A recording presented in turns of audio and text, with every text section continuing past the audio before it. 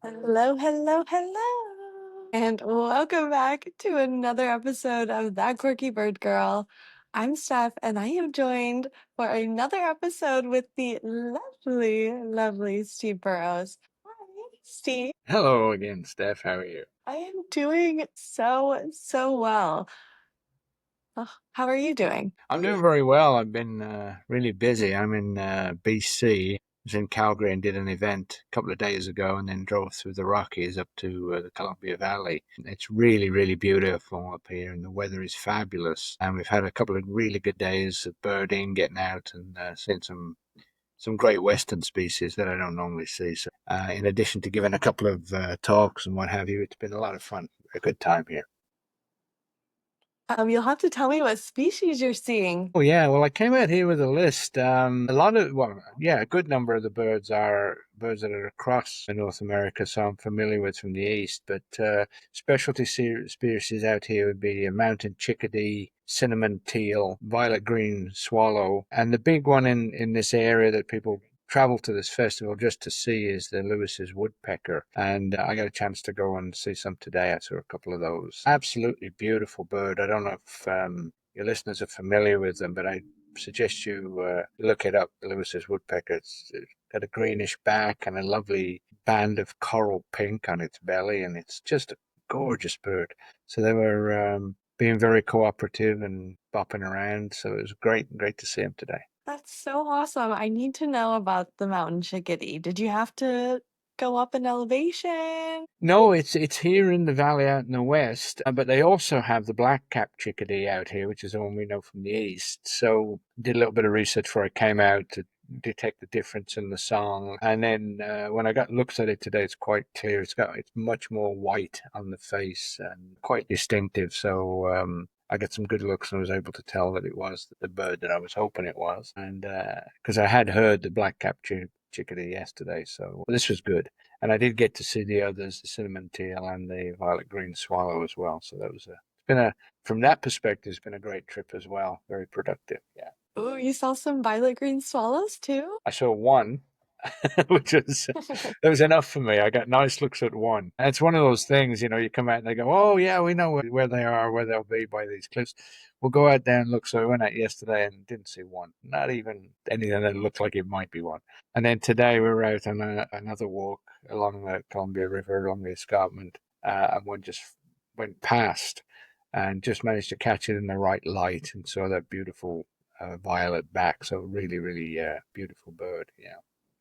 So yeah, all in all, really productive. And as I say, I did a couple of presentations that people seem to enjoy, and sold a few books. So it's all good, good package. Oh my goodness. Well, it sounds like a great trip to, you said you're in Vancouver, BC? Not Vancouver, no. I flew into Calgary and did an event there at a bookstore called Owl's Nest Books. It's a lovely little bookstore. It's been there forever. And they've been wanting me to come for ages, and I wasn't able to manage that, but I managed to string it onto this trip. And then I got a car and came kind of the long way, about a 4 hour drive through the Rockies up into the Columbia Valley, the Kootenays, which is kind of eastern BC. And the Columbia Valley is right in the middle of the Rockies, and it's just gorgeous through here. The Columbia River runs right through the valley, and it's a pretty part of the world. Really pretty. Well, you'll have to send me some photos that I can show throughout this. Do you typically actually take photos when you're traveling? I'm hopeless at photos, but I did a couple this time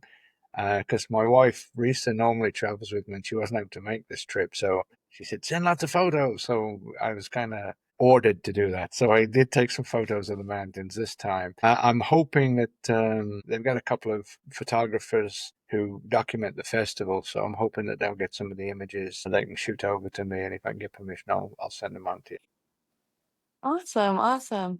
All right. Well, last time I know we left off talking a little bit about Antarctica and your travels down.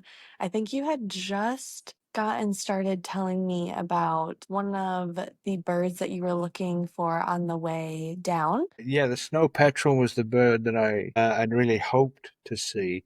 Typically, I'll have a bird in mind that's going to feature in the book. Maybe not the main bird, but a bird that's going to play some important role in the book, some part of the the action featured on it. So, and then when I'm down there doing the research, I think it would be nice to see this bird. So, in this case, the seventh book, A Foreboding of Petrels, opens with a snow petrel flying over, and this guy seeing it. It's got a kind of a special significance. So it was a bird I wanted to see, and I was lucky enough to be able to see it. So it flew over as we were getting to the main peninsula of Antarctica. So it was a really great sighting for me. That's awesome. And then after you went to Antarctica, you went to Iguazu Falls. I did, yeah.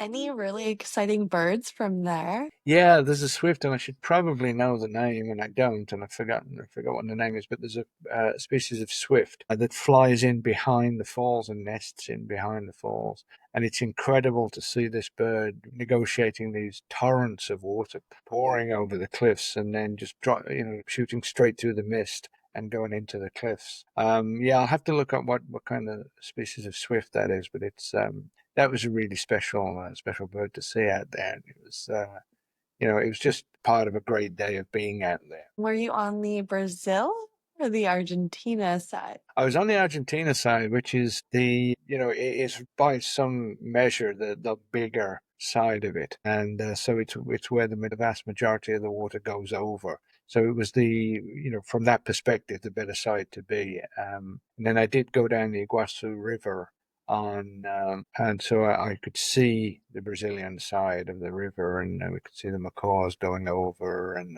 capybara on the shores and stuff. So that was kind of exciting too. Yeah. Capybara on the shores? Yeah, they're along the shoreline of the river. They're just sitting out there, just like these sort of hairy hippopotamuses, just lying around. So, yeah, it's amazing. Same. I am. Okay, so I do collect plushes. It's not something we've talked about, but I have a whole wall over here too of just bird plushes that Cornell has done. Are Okay, you yeah, I familiar know with those. these at all? Yeah, yeah, I know those. It's a Gamel's quail, right? This one's a California quail. Oh, is it a California quail? Yeah, but they make the calls so perfectly, and I have a capybara one. Oh, there you go. Oh, that's Like fabulous. Well, I'm amongst glad. Yeah. So you get your plushie so you can sit with him and look at him. That's great. exactly. Did you notice, so when you were down on the river and you looked up, were you seeing like vultures flying up above you? No, there were no. It was really, really hot, and like it was, well into the 30s, and it was so hot. And when we were actually down in the river, it was the middle of the day, and there wasn't a lot of bird activity. I imagine earlier when the thermals are rising, that's when you're going to see those raptors. But by the time we got there, as I say, I think most of the most sensible creatures on the planet had taken some shelter. It's just the humans in the boat that didn't know any better. Yeah, those boat rides are so fun. Yeah, yeah, yeah. Yeah, it was really great. That's awesome. So you were there for the full day. I'm sure you saw a few monkeys too. I did, and yeah, and lots of reptiles, lots of snakes were out. Pretty much everywhere we went, there was a snake on the side of the road or crossing the road or coming back. So, yeah, so I got to see quite a bit of wildlife. It was more a trip, if I'm being honest, just kind of a day in, day out to see the falls themselves. So it wasn't a real birding trip or a real nature trip where you'd had 2 or 3 days. And as I say, gone out at optimal times of the day, dusk and dawn. But I was really grateful for the opportunity to see what I saw, and it was excellent. Yeah, it's a great trip. That's so exciting. And I'm so glad you got to experience Iguazu Falls. Yeah. I'm curious, have you ever been to India to see the Indian birds? And if not, do you have plans? I have. When I was traveling in India as part of a long trip that Risa and I did, and it was an exclusive, well, it wasn't based around birding at all, really, but we would encounter birds as we went. But I did take a day and go around Bharatpur, Leodao Bird Park, Birding Reserve, and saw some really, really wonderful birds there. Lots of parakeets and, yeah, many, many forest species that I wouldn't normally have encountered. It was really, really quite something to see those. Yeah, I was very fortunate. Again, had a guide for the day, and they took me around, and it was really good. One of the birds that stands out was the pitter. We saw. I think it was the Indian pitter. It probably would have been. which is just I don't know if you know the pitters, quite small, more or less ground dwelling birds. To me, like a really largely oversized nuthatch in shape, but spectacularly colored. So we were really lucky to be able to see one of those. Again, without a guide, I would have had no chance of spotting it, but it was. And paradise flycatchers we saw. That's the one with a very long stream of tails. I think it's called the Indian paradise flycatcher, and we were able to see How those. So that was excellent too. Yeah. awesome. And how long ago was it that you were there? Many, many years ago, probably at least 20, 25 years in that range. Risa and I had, I was a teacher at the time, and there was a deal in Ontario, Canada, where you could work for 2 years at a portion of your salary and then bank the other portion. And then for the third year, you could take off and get that portion that you'd banked.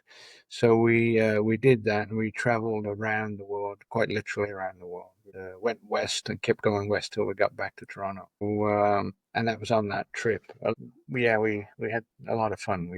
I don't know how many countries, probably. Oh my goodness, Steve. And did this travel help formulate like any of the concepts, ideas around any of your books? Yeah, I think it did. I had begun. It's funny. I was just having this conversation with Risa, my wife, the other day. I'd begun with the idea instead of Dominic just being a birder who was a police detective in the UK, which is what we ended up with, which I'm really happy is the format we've got. But the genesis of the idea was about a detective who would investigate environmental crimes globally, and he would just kind of fly around the world and wherever there was this global impact, I mean this environmental impact, and he would come in and sort out the crime. And it was just too big of a project. I couldn't do it. I didn't have the skill set and the knowledge that I needed to be able to have him fly to all of these different places. But going through places like India, where there's so much great stuff going on, so much beauty, but also so much degradation and destruction and, pollution in some areas. And that was part of where I thought, there should be somebody investigating this, how they can get away with these mine tailings just going into the rivers and stuff. And so I think in a really important part, it helped me to start thinking about why don't we have a detective who investigates these kind of things? Because I came all through Asia, and again, there was a lot of, China and, well, I mean, we have our problems in the West, absolutely, but all through Asia was where I was encountering these really egregious environmental problems. And I thought, yeah, maybe I could have a detective or a squad or something that goes through checking out this, solving crimes. And I think from that came the idea of a guy who's got an environmental background as a birder, investigating crimes, obviously on a much smaller scale. But yeah, in a very large part, I think it did play a role in formulating that early stages of those ideas. That's so amazing. Someone recently told me that if your life continues to like build upon each other so that as you have like a project, but maybe you don't move forward with it, like those moments and following those moments and allowing them to be the birth of other projects can ultimately lead to a really beautiful product, which is your books. Yeah, yeah. I think we are the product of our past, absolutely. And all the bad stuff that happens at the time is hard to take, but it also goes into the mix and you end up being who you emerge as after all of that. But if you've been fortunate enough to experience such beautiful travel and met wonderful people and had fabulous experiences, then, by the time you sit down to kind of take the artistic stage of your life, either be painting or poetry or writing prose fiction, then you've got a lot to draw on, and it is kind of a product of your life experiences that you're eventually producing. I think, yeah, I'd agree with that statement. It's so beautiful. That's so beautiful. I'm curious, you mentioned you went to China. Did you see the Chinese thrush? No, I never did see the Chinese thrush. Again, the trips I took to China predominantly when I was in Hong Kong were to do with education. I would go up there and give lectures at the university and talk to some of the English teachers there. So I would encounter birds in China, but I didn't really go on a full-on bird watching trip. So I never did see the Chinese thrush. A bird I did see there was a silver pheasant. My dissertation in Hong Kong was on a feasibility study on reintroducing silver pheasants into Hong Kong because they were extirpated from the forest there, but they are still in the forests in Guangdong in southern China, which is, it's just a Hong Kong is obviously just this exists because somebody drew a line and said, okay, the British are going to have this. And so, in terms of topography and vegetation, it's just contiguous with southern China. So it's kind of artificial to say that they're not in Hong Kong because they are in the forests of southern China. But I went across the border to Guangdong and went into the forests and saw them in the wild there. So that was something that I really wanted to do, was to see these wild silver pheasants, and that was a great experience too. That's so amazing. And I have not personally read your series about pheasants. And so Now, I'm oh, the new book curious. you mean? Yes. Oh, okay, yeah. That isn't about silver pheasants. It's about pheasants in other parts of Asia, particularly a bird called the Himalayan monal that many people consider to be one of the most beautiful birds in the world. It's also called the nine-colored pheasant.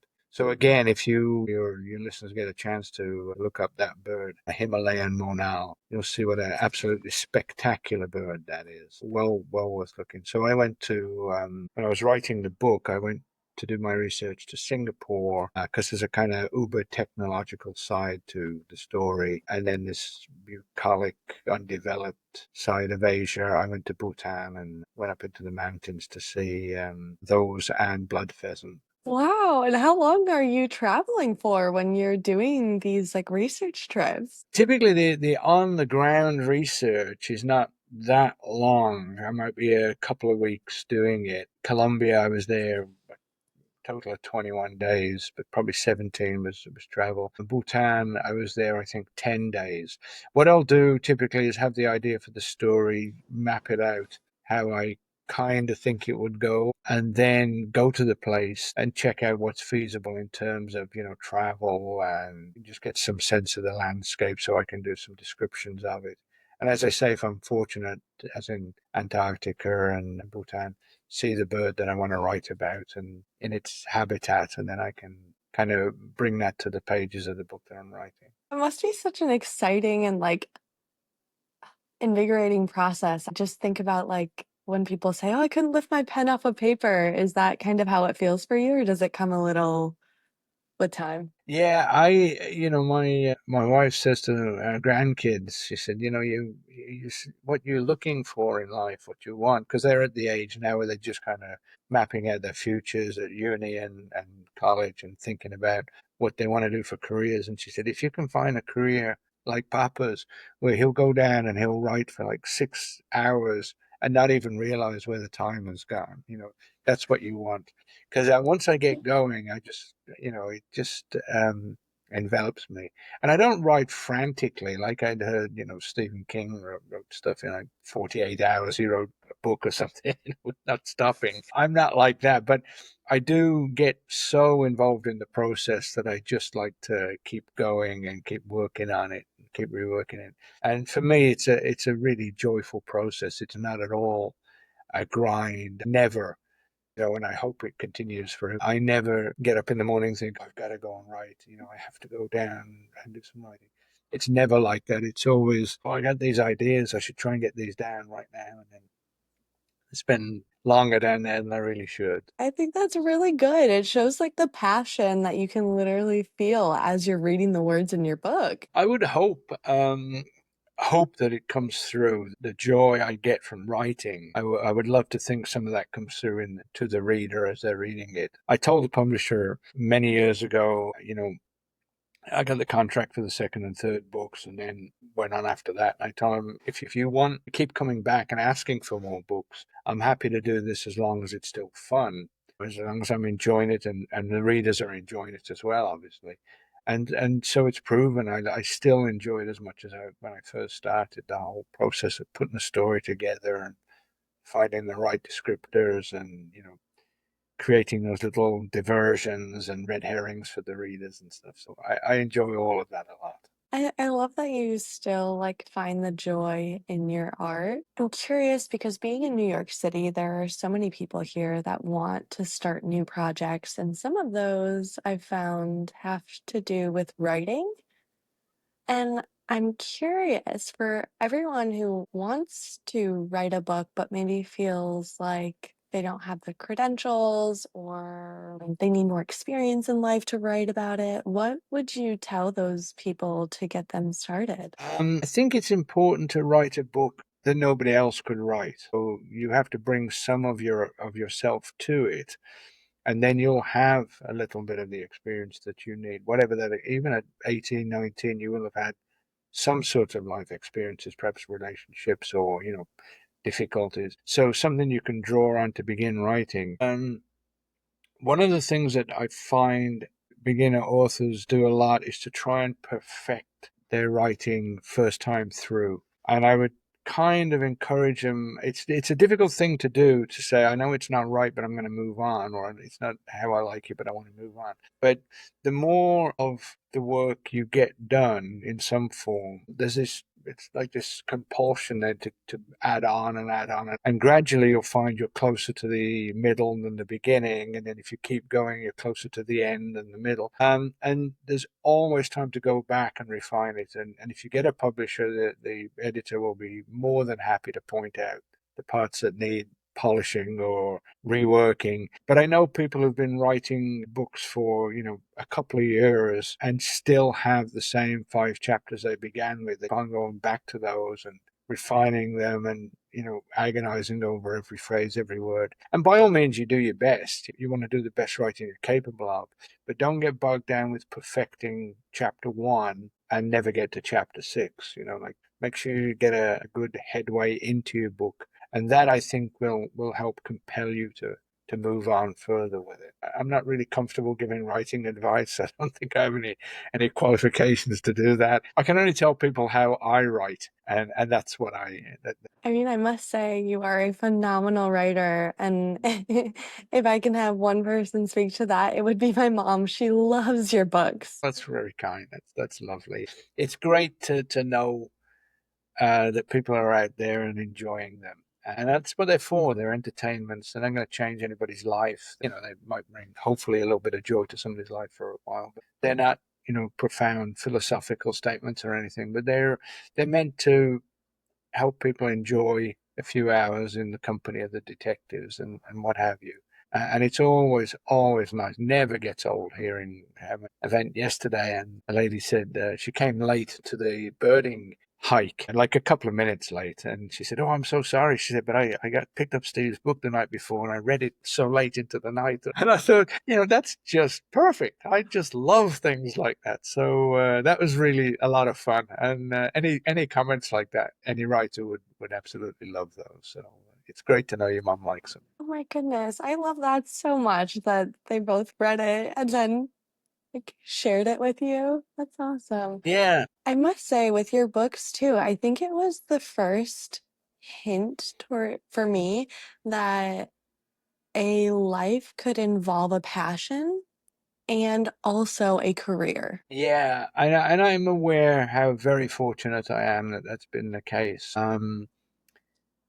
And I think again it goes back to that writing from my personal experience. Birding is something I love. I really enjoy murder mysteries. I love watching them and reading them, and so those are two things that are a big part of my life in a positive way. So to be able to blend them was great. And for it to be successful was, just a real blessing. And then all of the great things that have come from that, like the travel and things like where I am now in BC, being invited to this festival to give a talk and chatting to you. I'm on a podcast, man.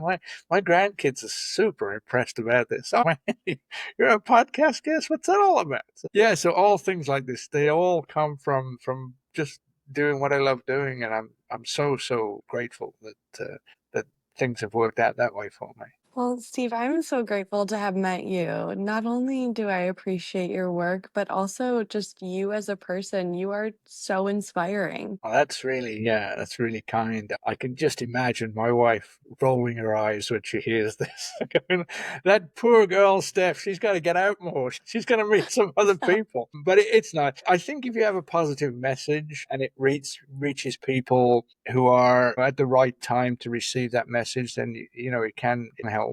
It's just, it would be, you'd have to work hard not to feel good after the kind of things that happened to me. Like you really have to be a kind of a really sour person to look at all the wonderful things I have and think, oh, this is not good enough. I would honestly say though, and it sounds, trite, but it's not meant to be. But anybody who wants to be a writer, I always feel if it could happen to me, it could happen to anybody. I didn't have a contract or commission or an agent or editor or publisher when I wrote the first book. I just sat down and wrote it and sent it in, and what's called an unsolicited manuscript, sent it into a publishing house that accepted unsolicited manuscripts. And then they read it and they liked it. So there's a huge amount of good fortune in that side of things. But I find that inspiring in that, I can say that things since have certainly fallen my way, absolutely. But then it was just a case of another guy writing a book, sending it in, and good things happen. So if it happened to me, it could certainly happen to anybody else out there who's thinking about writing a book. So yeah, don't. The only I tend to babble a lot on these things, and the only quote that I've ever said that I'm aware of that's made it onto the internet and gone around and been repeated a couple of times is I said you don't fail until you stop trying. So, if you keep on going, keep writing that book, as long as you're working on it, whatever the project is, you haven't failed. It's only when you close the door and say, I can't do this thing. So just keep on going and, modify and refine if it's not going your way with one thing.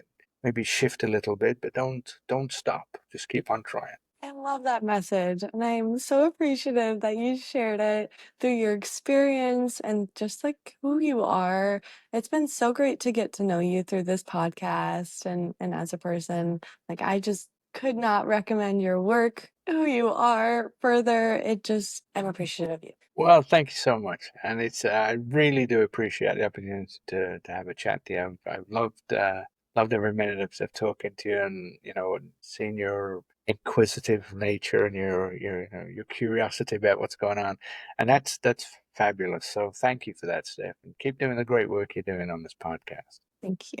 And I will. You've inspired me. Okay, all good. Yeah. Well, I'd love to close out with just a little bit about what your experience was in Colombia. I mean, 21 days. Oh, yeah. So in Colombia, I decided with the first three books I'd written, I'd gone through three seasons in Britain, and now we're at the winter. The fourth book would have been in winter. So I thought, given the restricted birding opportunities in winter, it might be an idea to try and balance that by taking part of the action to this lush tropical setting, so we could have, descriptions of that kind of ecology and environment to counterplay against the cold British winter sort of thing. So I went to Colombia, and I decided I was going to write a book on and call it A Shimmer of Hummingbirds, because I wanted people to know, hey, this one's not about Britain exclusively because there are no hummingbirds there, and also because hummingbirds are so kind of, everybody loves hummingbirds. So I went down and I told the guy I met there, Andreas, I said, I'm writing a book and hummingbirds are going to feature in this. It'd be great if I could see like as many different hummingbird species as possible. And in 17 days, he took me to find 50 species of hummingbird, which was astonishing. 50. And yeah, 50. And so I had all the information I needed on that, which was wonderful. But the environmental theme that ran through this book was going to be to do with forestation, reforestation, deforestation. And I found huge tracts of pristine forest in Colombia. And I was curious how they'd managed to survive intact. And Andreas explained that they'd had a 50-year war between the government and the FARC rebels, and the forests were the stronghold of the rebels. So during that 50 years, no one would go in there. It was too dangerous to go. So there was no roads, no infrastructure, no logging, no mining, nothing. So through this conflict had come this really positive aspect of conservation, which was really kind of inspiring. So it was a terrible time in Colombia's history, but at least there was this one positive from an environmental perspective, in that huge tracts of forest were now still preserved. So it was a fascinating time. And then, yeah, so then I gathered all that information and brought it into the book, and that was a lot of fun too. Oh my goodness. Well, if you have a list of the birds that you saw while you were in Colombia, I'd love to see it. I could, yeah, I can provide that for you. I have that list somewhere. I don't think I have it with me, but I have it somewhere. And it's pretty extensive. The guy who I was with, Hans Trujillo, is a fantastic bird guide, one of the best I know. Found me a lot of species, not just hummingbird, but I think I have a feeling the number's somewhere in 500 species in total in the 17 days. I'll have to look, but I think it's right around there somewhere. It was a phenomenal number, and so Wow. Okay. Now yeah. I want to know the full list. Okay, all right. I'll look that up for you. If you forget, you remind me, and I will send you that. Yeah. I will remind you. I am curious. Did you see the Andean cock of the rock? No, I did not. I never did. The Cock of the Rock. No, where we were, it had been. It showed up when it felt like it, and the day we went, it wasn't the day for it. And he knew another area where it would be pretty much nailed on that we could see, but it wasn't on the route that we had planned. And so it's a bird that I've got on my list to see next time. Right? There's always birds you miss Yes. and the same next time. That is one of them for sure. I love that. That's so awesome. Well, Steve, it was so lovely to have you on our podcast again. And if you'd like to add anything before we close out, you're welcome to. But thank you for joining. Well, no, I think we've covered quite a bit. I'm sure your listeners have heard more than enough from me. So, I would just say that I hope that they enjoy what we've been talking about, and they're inspired to go and do their own thing and follow their dreams, as they say. And if this talk can encourage some people to do that, that would be fabulous. Yeah. I'll let you know the feedback I hear. Okay, I'll look forward to that. Awesome. Thanks, Steve. Bye, everyone. Bye bye. Thanks for listening. Bye.